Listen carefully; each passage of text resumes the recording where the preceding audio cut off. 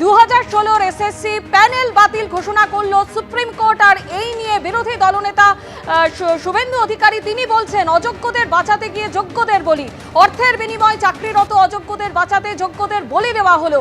এর সম্পূর্ণ দায়ভার মুখ্যমন্ত্রী মমতা বন্দ্যোপাধ্যায়ের। অবিলম্বে মমতা বন্দ্যোপাধ্যায়ের পদত্যাগ ও গ্রেপ্তারের দাবি করছি। সুপ্রিম কোর্টে 26,000 চাকরি বাতিল প্রসঙ্গে মমতা বন্দ্যোপাধ্যায়কে নিশানা করলেন শুভেন্দু অধিকারী।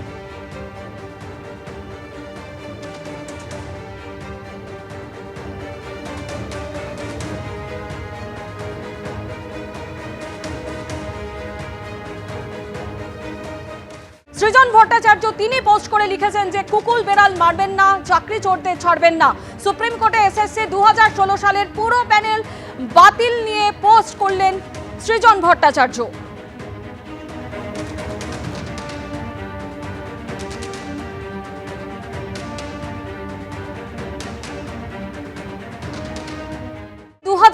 এসএসসির পুরো প্যানেল বাতিল, রাজ্য সরকারকে নিশানা করে পথে বিজেপির যুব মোর্চা এবং এই মুহূর্তে সেন্ট্রাল অ্যাভিনিউয়ে বিজেপির যুব মোর্চার সদস্যরা তারা বিক্ষোভ দেখাচ্ছেন। সেই ছবি সরাসরি দেখতে পাচ্ছেন। তারা হাতে যেমন পোস্টার প্ল্যাকার্ড রয়েছে এবং অনেকে রাস্তায় বসেও পড়েছে। এর আগে আপনারা জানেন যে 2016 এসএসসি পুরো প্যানেল বাতিল ঘোষণা করে সুপ্রিম কোর্ট। সরাসরি আমাদের প্রতিনিধি শিবাশিস মৌলিক এই মুহূর্তে আমাদের সঙ্গে রয়েছেন। শিবাশিস, আমরা সেই ছবি দেখতে পাচ্ছি, একেবারে রাজ্য সরকারকে নিশানা করে পথে নেমেছে বিজেপির যুব মোর্চা। একদম তাই, দেখো রাজ্য বিজেপি দপ্তর 6 নম্বর মুরলীধর সেন লেন, সেখান থেকে বেরিয়ে কিন্তু ভারতীয় জনতা যুব মোর্চা তারা একেবারে সেন্ট্রাল অ্যাভিনিউয়ে দুই দিক অবরোধ করে সেখানে কিন্তু বিজেপি যুব মোর্চা, রাজ্য বিজেপি যুব মোর্চা ডক্টর ইন্দ্রনীল খাঁয়ের নেতৃত্বে তারা রাস্তায় বসেছেন এবং টায়ার জ্বালিয়ে বিক্ষোভ দেখানো হচ্ছে। সেখানে উত্তর কলকাতার জেলা বিজেপি সভাপতি তমগ্ন ঘোষ তিনি রয়েছেন, ডক্টর ইন্দ্রনীল খাঁ তিনি উপস্থিত রয়েছেন এবং তাপস রায়, বর্ষিয়ান বিজেপি নেতা তাপস রায় উপস্থিত রয়েছেন। সার্বিকভাবে যে ছবি দেখা যাচ্ছে, প্রবীর দে ছবি তুলে ধরছেন বিজেপি যুব নেতৃত্ব, তারা কিন্তু রাস্তা অবরোধ করে দাঁড়িয়ে রয়েছেন। আমি কথা বলার চেষ্টা করবো ইন্দ্রনীল খাঁয়ের সঙ্গে।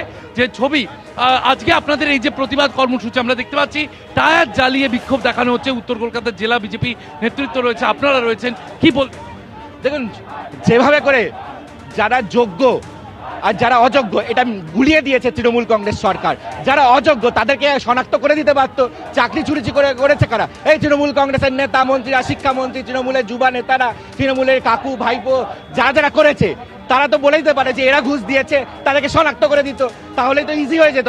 যারা দুর্নীতি করেছে, যারা ঘুষ দিয়েছে তৃণমূলকে, তাদেরকে চাকরি থেকে বরখাস্ত করে দিতে পারতো। কি থাকছে আপনাদের? কিন্তু যারা দোষ করেনি, যারা তৃণমূলকে ঘুষ দেয়নি, তাদের কেন এর খেসারত দিতে হচ্ছে? এর জবাব তো তৃণমূল কংগ্রেসকে দিতে হবে। এর জন্য দায়ী কার? মমতা বন্দ্যোপাধ্যায় আর তার সরকার। তারা তো ইজিলি আইডেন্টিফাই করতে পারতো যারা নিরাপরাধ, যারা তৃণমূলকে ঘুষ দেয়নি, তাদেরকে সাফার করতে হচ্ছে শুধুমাত্র তৃণমূল কংগ্রেসের জন্য। কারণ তৃণমূল কংগ্রেস সরকার আলাদা করে ক্যাবিনেট ডিসিশন করে তাদেরকে প্রোটেকশন দিয়েছে। কাদের? যারা দুর্নীতি করেছে তাদেরকেও প্রোটেকশন দিয়েছে।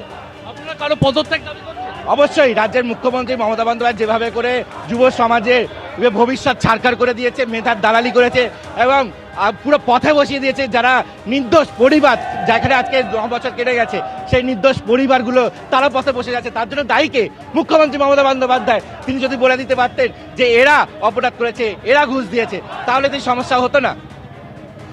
আপনারা শুনতে পাচ্ছেন যে বিজেপির যুব মোর্চার তরফ থেকে কিন্তু এতে রাজ্য সরকারকে নিশানা করা হচ্ছে, মুখ্যমন্ত্রী মমতা বন্দ্যোপাধ্যায়কে নিশানা করা হচ্ছে এবং তারা বিক্ষোভ দেখাচ্ছে সেন্ট্রাল অ্যাভিনিউতে।